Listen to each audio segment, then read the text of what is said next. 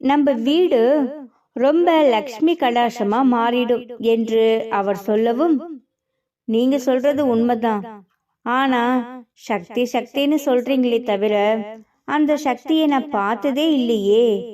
கவலைப்படாத, கூடிய சீக்கிரத்துல நான் கூட்டிட்டு வரேனோ இல்லையோ உன் பையன் உன் மருமகளை கூட்டிட்டு வந்துருவான் என்று சொல்லவும், என்னங்க சொல்றீங்க?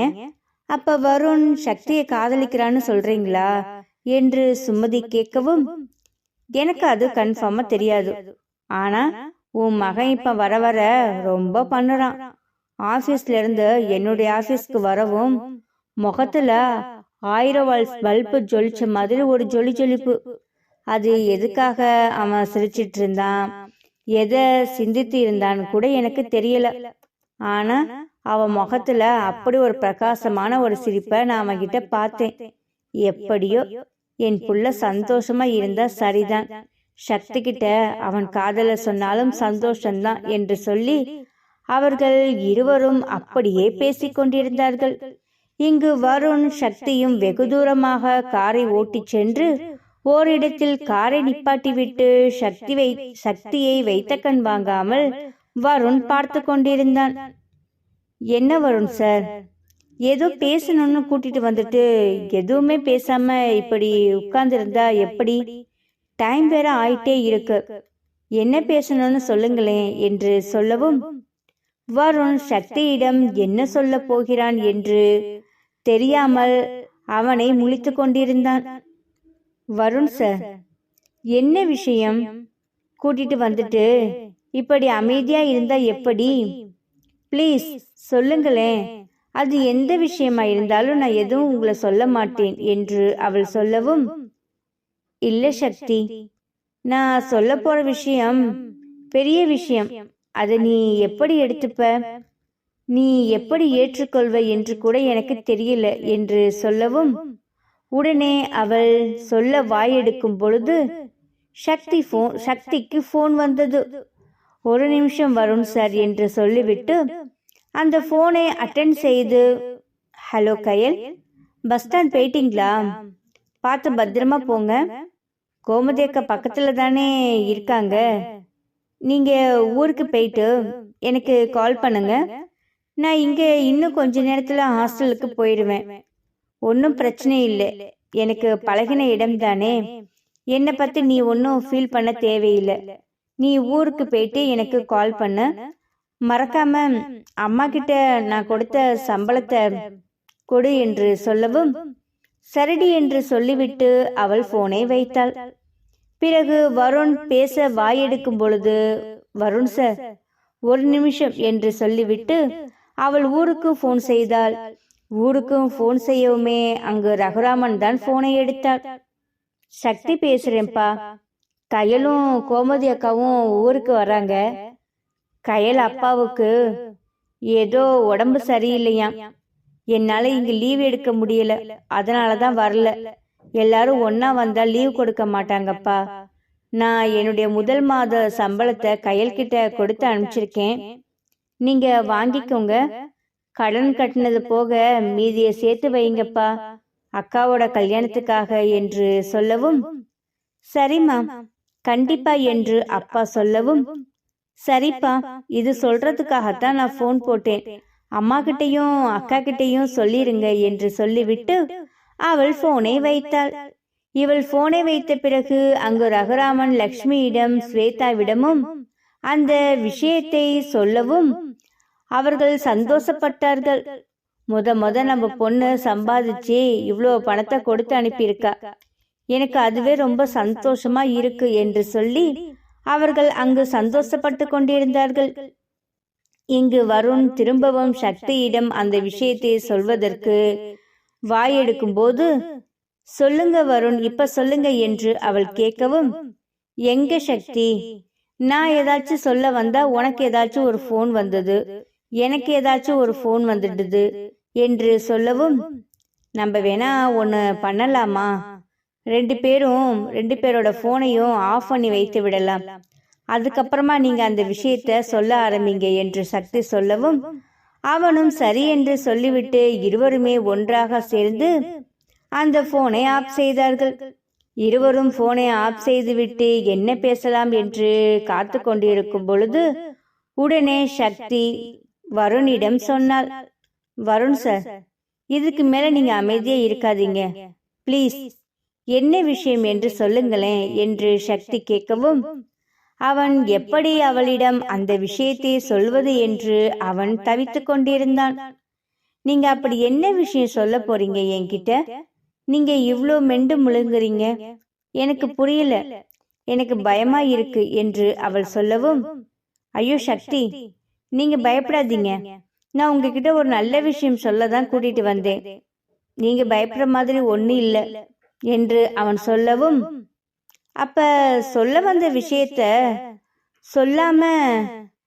சொல்லலாமே சார் என்று அவள் சொன்னாள்.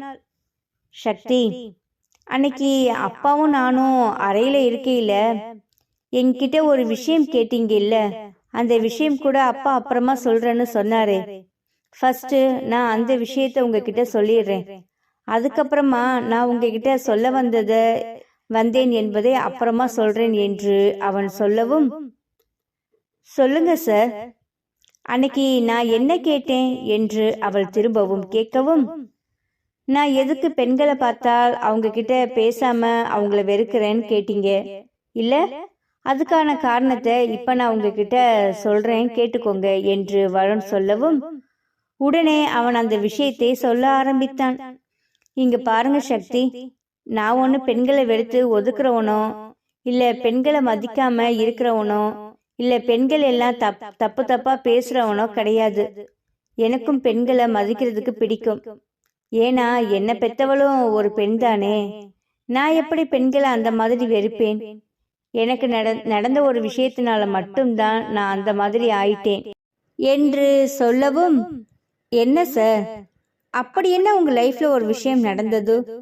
பெண்களை வெறுக்கிற அளவுக்கு உங்களுக்கு வாழ்க்கையில அப்படி என்ன நடந்துச்சு என்று அவள் கேட்கவும், ஆமா சக்தி, 3 வருஷத்துக்கு முன்னாடி நான் படிச்சது எல்லாமே அமெரிக்காவில்.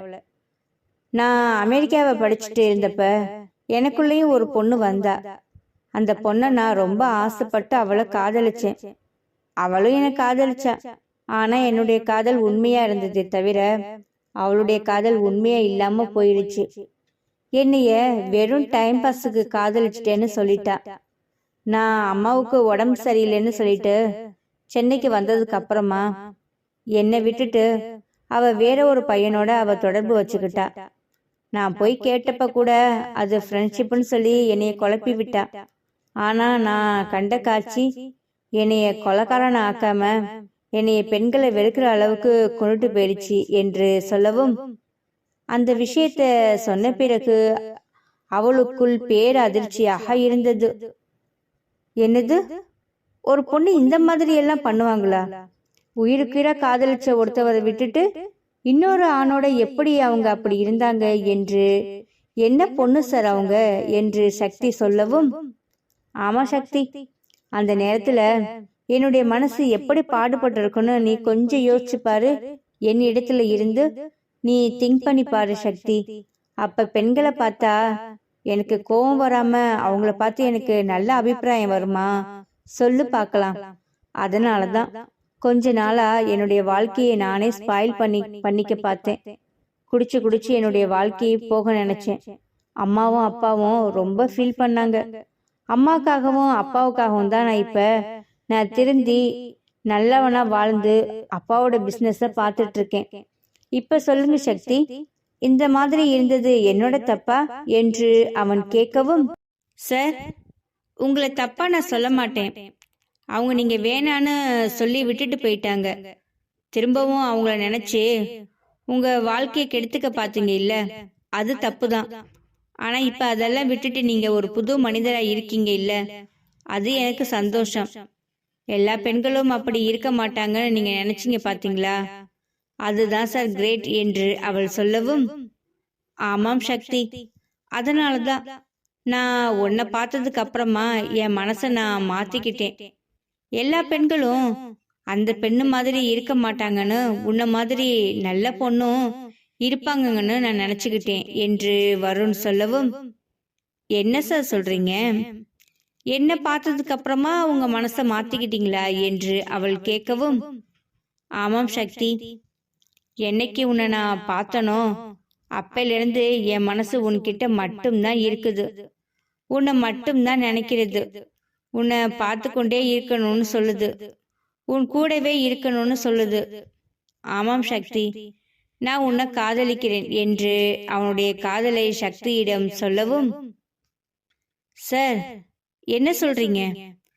நீங்க எவ்வளவு பெரிய பணக்காரர், நீங்க போய் என்ன காதலிக்கிறேன்னு சொல்றீங்க?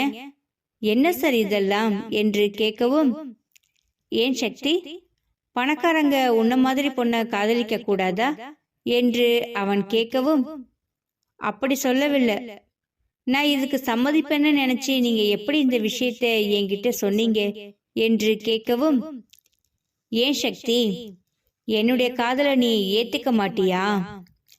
எனக்கு ஒரு வாழ்க்கையை கொடுக்க மாட்டியா? நான் இப்ப மனுஷனா திரும்ப வாழணும்னு ஆசைப்படுறேன். எனக்கு ஒரு நல்ல வாய்ப்பு நீ கொடுக்க மாட்டியா என்று அவன் கேட்கவும், அப்படி இல்ல, நான் போய் எப்படி சார் உங்களை காதலிக்க முடியும்?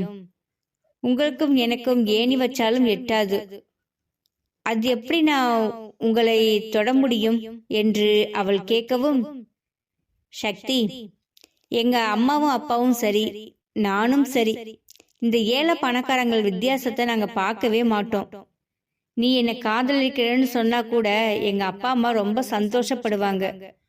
உன்னை எங்க வீட்டுக்கு மருமகளா கூட்டிட்டு போனா கூட அவர் இன்னமும் சந்தோஷப்படுவார். எனக்கு தேவை உன்னுடைய முடிவு மட்டும்தான். அதுக்கப்புறமா நான் எங்க அம்மா அப்பா கிட்ட பேசிக்கிறேன். நீ சொல்லு சக்தி, நீ என்னை காதலிப்பியா என்று அவன் கேட்கவும், சக்திக்கு என்ன சொல்வதென்று தெரியாமல் அவள் அப்படியே முழித்து கொண்டிருந்தாள். என்ன வருண் சார், என்னை கூட்டிட்டு வந்து இப்படி ஒரு இக்கட்டான கேள்வியை கேட்டா நான் என்ன சொல்லுவேன் சொல்லுங்க பார்க்கலாம். நீங்க ஏதோ ஒரு விஷயத்த சொல்ல போறீங்கன்னு நினைச்சு நான் உங்க கூட வந்தா நீங்க என்ன காதலிக்கிறேன்னு சொல்றீங்க. இந்த விஷயத்த நான் எப்படி எடுத்துக்கிறது? எனக்குன்னு ஒரு குடும்பம் இருக்கு, எனக்குன்னு ஒரு அக்கா இருக்கா. அவளுக்கு கல்யாணம் பண்ணி கொடுத்ததுக்கு அப்புறமா தான் எல்லாமே. இந்த மாதிரி நான் இருக்கேன். நீங்க திடீர்னு இப்படி ஒரு வார்த்தையை கேட்டா நான் என்ன சொல்ல முடியும் என்று அவள் கேட்கவும், சக்தி, நீங்க சொல்லுங்க, எனக்கு உங்களுடைய முடிவு மட்டும்தான் வேணும். உங்களுக்கு குடும்பம் இருக்கு, சரி, நான் இல்லைன்னு சொல்லல. உங்க மனசுல நான் இருக்கேனா அது மட்டும்தான் கேட்டேன். நம்ம காதலிக்க மட்டும்தான் செய்ய போறோம். கல்யாணம் எல்லாம் உங்க அக்கா கல்யாணம் முடிஞ்சதுக்கு அப்புறமா தான் நம்ம கல்யாணம் பண்ணிப்போம். எனக்கு தேவை உங்க மனசுல நான் இருக்கேனாங்கிறது மட்டும்தான். மற்றபடி மற்றதெல்லாம் அப்புறமா பார்த்துக்கலாம் என்று சொல்லவும், வருண் சார், நான் என்ன சொல்றதுன்னு எனக்கு புரியல. நான் எப்படி உங்களுடைய காதலை ஏற்றுக்கொள்வது என்று தெரியவில்லை.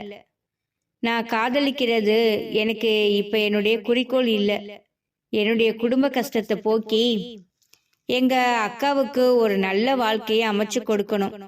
அது மட்டும்தான் இப்ப என் மனசுல இருக்கே தவிர நான் காதலிக்குங்கிற ஒரு எண்ணமே மனசுல வரல என்று சொல்லவும், சக்தி, புரியுது, எடுத்ததுமே என்னுடைய காதலை உங்ககிட்ட சொல்லவுமே உனக்கு ஒரு மாதிரியா இருக்கு.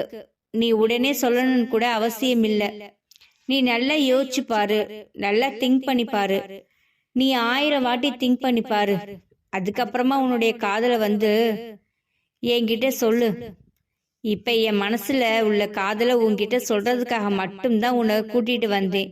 நீ இப்பவே உன்னுடைய காதலை சொல்லணுங்கிற அவசியம் இல்ல. நீ பொறுமையா நிதானமா சொல்லலாம். அதுக்காக நான் உன்னைய தொந்தரவு பண்ணுவேன் மட்டும் நினைக்காத. நான் என்னுடைய காதலை உன்கிட்ட சொல்லிட்டேன். இதுக்கப்புறமா நீ எப்ப உன் காதலை சொல்றியோ அப்ப நம்ம காதலை நம்ம செலிப்ரேட் பண்ணிக்கலாம். அது வரைக்கும் உன் வேலைய நீ பாரு, என் வேலைய நான் பாக்குறேன். ஆனா என் மனசுல நீ எப்பவுமே இருந்துட்டு இருப்ப.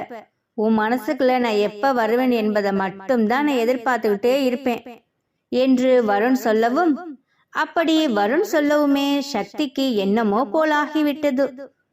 வருண் சார், நிஜமாலுமே இப்ப என் மனசுல காதல் இல்ல. நீங்க சொன்ன மாதிரி என் மனசுல காதல் வந்துச்சுன்னா கண்டிப்பா உங்ககிட்ட சொல்றேன். ஆனா இப்ப சொல்லுவேன்னு மட்டும் நீங்க எதிர்பார்க்காதீங்க என்று அவள் சொல்லவும், இல்ல சக்தி, நான் எதிர்பார்க்க மாட்டேன். நீ எப்ப சொல்றியோ அப்ப சொல்லு. சரி சக்தி, என்னுடைய காதல உன்கிட்ட சொல்லிட்டேன். எனக்கு இப்பதான் நிம்மதியா இருக்கு. நீ பொறுமையாவே சொல்லு. உனக்கு டைம் ஆயிடுச்சு, உன்னுடைய ஹாஸ்டல்ல கொண்டு போய் விட்டுறேன் என்று அவன் சொல்லவும், சரி என்று அந்த காரில் ஏறி இருவரும் ஹாஸ்டலுக்கு சென்று கொண்டிருந்தார்கள். ஹாஸ்டலுக்கு செல்லும் வழியில் வருண் காரில் பாட்டு போடவும், காதல் வந்தால் சொல்லி அனுப்பு, உயிரோடு இருந்தால் வருகிறேன் அப்படி என்று பாட்டு பாடவுமே அந்த பாட்டை கேட்க கேட்க சக்தியின் மனதில் ஏதோ ஒன்று ஞாபகப்படுத்தி கொண்டே இருந்தது. ஏன் வருண் சார் என்கிட்ட அவருடைய காதலை சொன்னாரு? என்னை ஏன் அவர் காதலிக்கணும்? எதனால என்ன அவர் காதலிக்க வேண்டும் என்று அவள் உள்மனதில் ஒரு கேள்வி கேட்டுக்கொண்டே இருந்தது. பிறகு போகும் வழியில் வருணுக்கு தன் காதலை சொன்ன சந்தோஷத்தில் அவனுக்கு தலைக்கால் புரியவில்லை. ஆனாலும் உள்ளுக்குள் சக்தி என்ன சொல்ல போகிறாள், ஏது சொல்ல போகிறாள் என்கின்ற ஒருவித பயமும் அவனுக்குள் இருந்தது. ஆனால் சக்தி அவனுடைய காதலை ஏற்றுக்கொள்வாள் என்கின்ற நம்பிக்கை அவன் மனதில் இருந்தது. அந்த நம்பிக்கையில் சக்தியை அவன் அந்த காரில் கூட்டிக் கொண்டு சென்று கொண்டிருந்தான். அப்பொழுது சக்தி, நம்ம வெளியில வந்து எதுவுமே சாப்பிடல, நம்ம ஒரு கப் காபி குடிக்கலாமா என்று அவன் கேட்கவும், அவள் எதுவும் சொல்ல முடியாமல், அப்படியே மெல்லவும் முடியாமல் முழுங்கவும் முடியாமல் சரி என்பது போல தலையாட்டினாள். உடனே வருண் காப்பியை வாங்கி வந்து சக்தி கையில் கொடுத்து, குடி சக்தி என்று அவன் சொன்னான். அவளும் அந்த காப்பியை வாங்கி மெல்ல மெல்ல குடித்து கொண்டு அப்படியே சிந்தனை செய்து கொண்டிருந்தாள். இந்த விஷயத்த நாராயண் சார் கேட்டா என்ன நினைப்பாரு? வேலைக்கு வந்தியா, இல்ல என் பையனை லவ் பண்ண வந்து என்ன ஒரு கேள்வி கேட்டுட்டா நான் என்ன பண்ணுவேன்? என்னுடைய வேலையில ஏதாவது பிரச்சனை வருமா என்று அவள் மனதுக்குள் நினைத்து கொண்டு அப்படியே அந்த காப்பியை குடித்து கொண்டிருந்தாள். பிறகு காப்பியை குடித்துவிட்டு காரில் போய்கொண்டிருக்கும் பொழுது, வருண் சார், உங்ககிட்ட ஒரு விஷயம் கேட்கட்டுமா என்று அவள் கேட்டாள். சொல்லுங்க சக்தி என்று அவன் சொல்லவும், இல்ல, இந்த விஷயத்த உங்க அப்பா நாராயண சார் கேட்டா தப்பா எடுத்துக்க மாட்டாரா? வேலைக்கு வந்த பொண்ண காதலிக்கிறியான்னு தப்பா எடுத்துக்க மாட்டாரா? நீங்க போய் என்னதான் காதலிக்கிறீர்கள் என்று அவர்கிட்ட சொன்னா, நீ வேலைக்கு வந்தியா இதுல காதல் செய்ய வந்தியான்னு கேட்டு என்னைய வேலை விட்டு தூக்க மாட்டாரா? எனக்கு இந்த வேலை ரொம்ப முக்கியம் என்று அவள் சொல்லவும், ஐயோ சக்தி, நீங்க ஏன் அந்த அளவுக்கு திங்க் பண்றீங்க? நீங்க அந்த அளவுக்கு எல்லாம் திங்க் பண்ணாதீங்க. எங்க அப்பாவுக்கும் அம்மாவுக்கும் உங்களை மாதிரி ஒரு நல்ல மருமக வர்றதுக்காக தான் அவங்க காத்துக்கிட்டு இருக்காங்க. நான் போய் அம்மா கிட்ட என் அப்பா கிட்டையும் உங்களை தான் காதலிக்கிறேன்னு சொன்னா அவங்க உங்களை தங்கத்தட்டுல வச்சு தாங்குவாங்க. அவங்க உங்களை எந்தவித தப்பான கண்ணோட்டத்திலும் உங்களை பார்க்க மாட்டாங்க என்று அவன் சொல்லவும், என்ன சொல்றீங்க? இவ்வளோ பெரிய கோடீஸ்வரர் நீங்க, என்ன காதலிக்கிறேன்னு போய் சொன்னா சாரும் மேடமும் என்னை ஏத்துப்பாங்களா என்று அவள் கேட்கவும், ஆமாம் சக்தி, நான் வேணா இன்னைக்கு ஒன்னு பண்றேன். நீங்க உங்க காதலை எப்ப சொல்றீங்களோ அப்ப சொல்லுங்க. அது வரைக்கும் நான் உங்களுக்காக காத்துட்டு இருக்கேன். ஆனா என்னுடைய காதலை சொல்லிவிட்டேன். நான் வீட்டுக்கு போயிட்டு எங்க அப்பா அம்மா கிட்டையும் நான் உங்களை தான் காதலிக்கிறேன் என்று சொல்ல போறேன். ஏன் தெரியுமா? நேத்து தான் நான் அம்மா கிட்டையும் அப்பா கிட்டையும் நான் கல்யாணம் பண்ணிக்கிறேன் என்கின்ற ஒரு விஷயத்த அவங்க கிட்ட சொன்னேன். அதுவே ரொம்ப சந்தோஷமாயிருச்சு. இப்ப நான் உங்களை தான் காதலிச்சு கல்யாணம் பண்ணிக்க போறேன்னு அவங்க கிட்ட சொன்னா அவங்க இன்னமும் சந்தோஷம்தான் படுவாங்க. அதனால என்னை பெத்தவங்களுக்கு நான் ஒரு சந்தோஷத்தை கொடுக்கணும்னா இந்த விஷயத்த நான் அவங்க கிட்ட சொல்லியே ஆகணும் என்று வருண் சொல்லவும், ஐயோ சார், நீங்க போய் என்னதான் காதலிக்கிறீங்கன்னு சொன்னீங்கன்னா அவங்க உங்களை ஏதாச்சும் சொல்ல போறாங்க. இல்லாட்டினா அவங்களுடைய கோபம் எல்லாமே என் பக்கம் திரும்ப போகுது என்று சொல்லவும், சத்தியமா சொல்றேன் சக்தி, உன் மேல எங்க அம்மாவும் அப்பாவும் கோவமே படமாட்டாங்க. என் பிள்ளைக்கு ஒரு தேவதை மாதிரி ஒரு பொண்ணு கிடைச்சிருக்கான்னு சொல்லிதான் அவங்க சந்தோஷப்படுவாங்க. அதனால நீ அதை நினைச்சு கவலைப்பட வேண்டாம். இப்படியே இருவரும் பேசிக்கொண்டே சென்றார்கள். பிறகு சக்தியுடைய ஹாஸ்டல் வரவுமே அவளை இறக்கிவிட்டு, சக்தி, நான் சொன்ன விஷயத்தை நீங்க 1க்கு 100 வாட்டி யோசிச்சு பாருங்க. கண்டிப்பா என்ன நீங்க காதலிப்பீங்கிற நம்பிக்கை எனக்கு இருக்கு. நான் போயிட்டு வரட்டுமா என்று சொல்லிவிட்டு வருண் அங்கிருந்து காரை எடுத்துக்கொண்டு புறப்பட்டான். சக்தி அவள் சிந்தனை செய்து கொண்டே அவளுடைய அறைக்கு வரவும், அங்கு கோமதியும் கையிலும் இல்லாமல் இருந்தது அவளுக்கு நன்றாகவே இருந்தது. ஏனென்றால் அன்று வந்த நிலைமையில் அவள் அங்கு வந்திருந்தால் என்ன என்ன என்று கேட்டு அவள் தொல்லை பண்ணியிருப்பார்கள். அன்று அப்படியே அறையில் உள்ளே சென்று கதவை தாளிட்டு விட்டு அப்படியே கட்டிலில் போய் அமர்ந்து வருண் சொன்ன விஷயத்தை சிந்தனை செய்து கொண்டே இருந்தாள். எதுக்காக வருண் சார் இப்படியெல்லாம் பேசிட்டு போறாரு? என்ன போய் காதலிக்கிறேன்னு சொல்றாரு? என்கிட்ட அப்படி என்ன இருக்கு? நான் எல்லார்கிட்டையும் பேசுற மாதிரியும் பழகுற மாதிரியும் தானே நான் எல்லார்கிட்டையுமே பழகுனேன். அவரை இம்ப்ரெஸ் பண்ற மாதிரி நான் எந்த விஷயமும் பண்ணவே இல்லை. அப்புறம் எதுக்கு வருண் சார் என்ன காதலிச்சாரு? இப்ப நான் அவரை காதலிக்கணும்னு நினைக்கிறாரு. நான் அவரை காதலிக்கிறது நல்லா இருக்குமா? அவர் என் மனசுல இல்லவே இல்லையே. இப்ப வரைக்கும் அவர் என் மனசுல இல்ல. இதுக்கப்புறமா அவர் என் மனசுக்குள்ள வருவாரா என்று தன்னைத்தானே அவள் கேள்வி கேட்டுக்கொண்டு அப்படியே படுத்து சிந்தித்து கொண்டு இருந்தாள். இங்கு வருண் சந்தோஷமாக தன்னுடைய காதலை சக்தியிடம் சொல்லிவிட்டோம் என்ற சந்தோஷத்தில் அவன் அப்படியே காதல் மோகத்தில் மிதந்து கொண்டு வீட்டுக்கு சென்று கொண்டிருந்தான். அங்கு நாராயணனும் சுமதியும் வருண் இன்னும் வரவில்லை என்று அவர்கள் வாசலையே பார்த்து கொண்டிருந்தார்கள். அப்பொழுது வருணின் கார் வந்து வீட்டு வாசலில் நிற்கவும் வருண் வந்துவிட்டான் என்று அவர்கள் நினைத்து கொண்டு அப்படியே பார்த்து கொண்டிருந்தார்கள். அவன் அப்படியே சந்தோஷத்தில் அவனுடைய காரின் சாவியை மேலும் கீழும் தூக்கி போட்டுக்கொண்டு அதை கேட்ச் பிடித்து கொண்டும் அவன் சந்தோஷத்தில் மூழ்கி கொண்டும் அவன் வீட்டுக்குள் வந்தான்.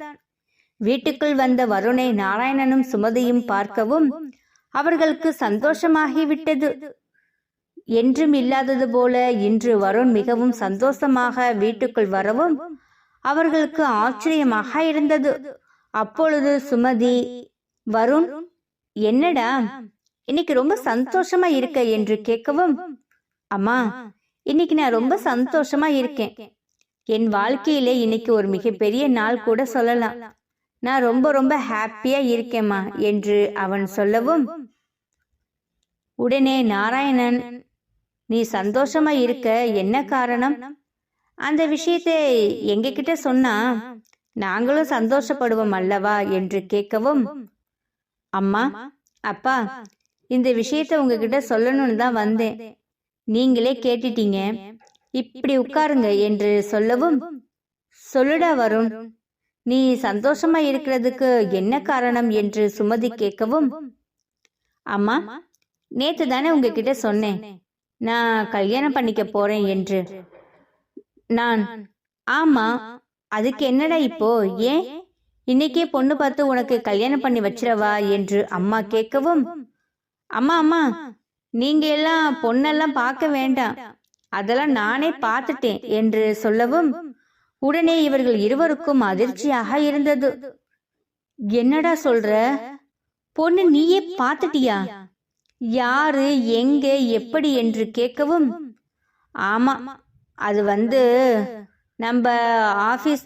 நம்ம ஆபீஸ்லமா என்று சொல்லவும் நாராயணன், வருண், மெண்டு முழுங்கினது போதும், விஷயத்துக்கு வா, எனக்கு ஹார்ட் பீட் ரொம்ப துடிச்சிட்டு இருக்கு என்று அவர் சொல்லவும், அப்பா, நான் சக்தியை காதலிக்கிறேன் என்று அவன் சொல்லவும் உடனே நாராயணன் முகத்தில் ஒரு ஜொலிஜொலிப்பு தெரிந்தது. அவர் ஆச்சரியமாக, என்னடா சொல்ற?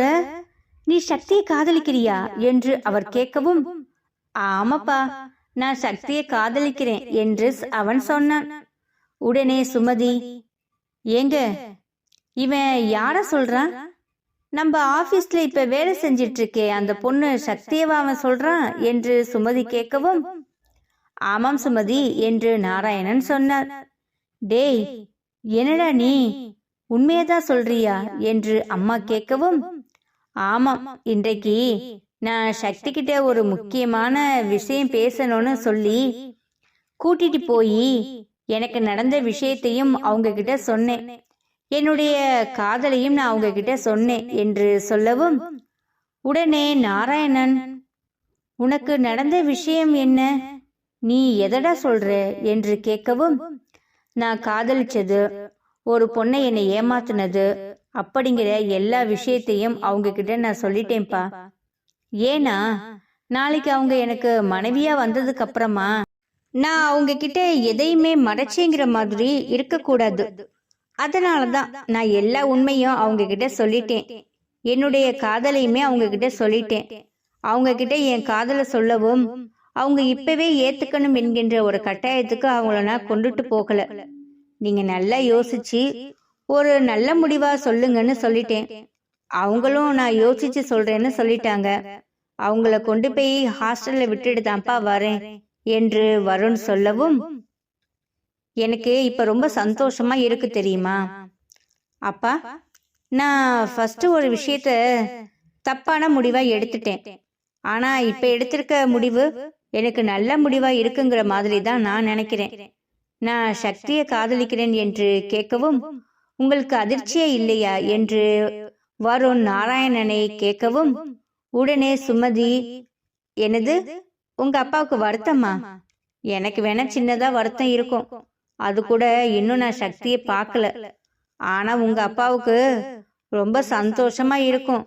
ஏன்னா சக்தியை பார்த்த உடனே அவதான் இந்த வீட்டு மருமகன்னு உங்க அப்பா அப்பவே முடிவு பண்ணிட்டாருடா என்று சொல்லவும், உடனே வருண் அப்பாவே ஆச்சரியமாக பார்த்தான். என்னப்பா சொல்றீங்க, நிஜமாலுமா என்று அவன் கேட்கவும், ஆமாண்டா, சக்தியை முத பார்க்கும்போது அந்த பொண்ணுதான் உனக்கு மனைவியா வரணும்னு, அந்த பொண்ணுதான் நம்ம வீட்டுக்கு விளக்கேத்தணும்னு சொல்லிட்டு நான் எப்பவோ முடிவு பண்ணிட்டேன். ஆனா உன் மனசுலயே அந்த பொண்ணு இடம் பிடிச்சிருக்கா என்று நினைக்கும் போது எனக்கு ரொம்ப சந்தோஷமா இருக்குடா. இப்பதான் எனக்கு முழு திருப்தியா இருக்கு. எப்படியோ சக்தி நல்ல விதமா உன்னை காதலிக்கிறேன்னு சொல்லி நீங்க 2 பேரும் திருமணம் செஞ்சுக்கிட்டீங்கன்னா எனக்கு அதுவே ரொம்ப சந்தோஷமா இருக்கு என்று சொல்லி அவர்கள் இருவரும் அப்படியே சந்தோஷப்பட்டு கொண்டிருந்தார்கள். அப்பா என்று வருண் கூப்பிட்டான்.